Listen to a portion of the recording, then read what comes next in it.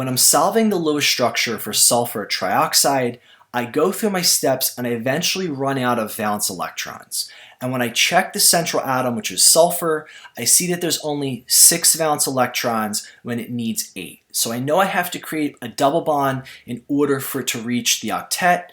But what I see is there's 3 possible places where a double bond could be made.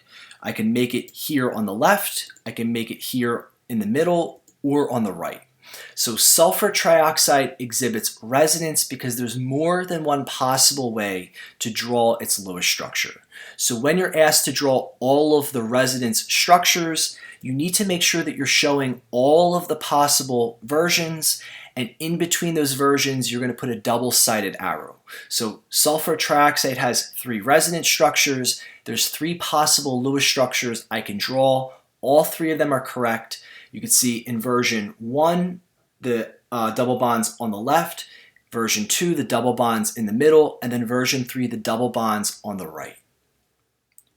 So for carbonate, when I go through all of my steps to draw the Lewis structure, I reach 0. When I look at carbon, which is the central atom, it has 6 valence electrons, so I know I need to create a double bond to bring it up to having 8. But I also have 3 possible places where that double bond could be created. So it exhibits resonance because there's more than one valent Lewis structure for this compound.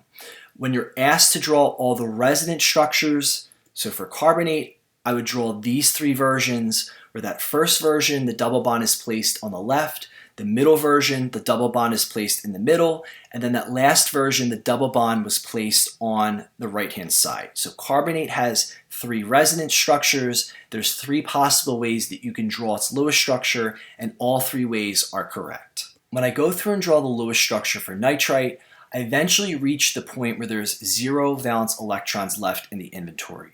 When I check the central atom nitrogen, I notice there's 6 valence electrons. So I know I have to create a double bond in order to bring it up to having a total of 8. There's 2 possible places where that double bond can be positioned. So nitrite exhibits resonance because there's more than one possible valent Lewis structure that I can draw.